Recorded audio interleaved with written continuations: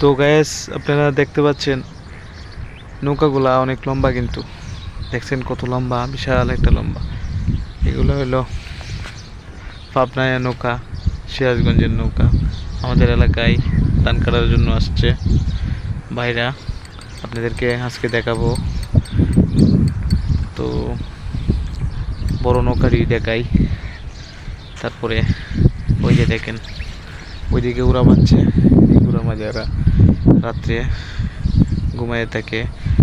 আর এগুলা হইলো দেখলাম এই যে লাকড়ি, এগুলা দিয়ে রান্না বান্না করে।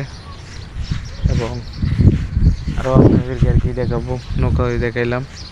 আর ওইদিকে দেখেন ধানগুলা ধুইছে টালের মাঝে, এটা এরা শুকাইতেছে এটার মাঝে, শুকাইয়া পরে নৌকার ভিতরে। আর ওই পাশে আপনাদেরকে ধানগুলা দিই আর কি দেখাবো। এই যে ধান, এইদিকে নৌকায় যে পানি, এই যে জার্মনি। আর এগুলো হইলো কাঁচা, এগুলো দিয়া মুড়ি পরে আনে।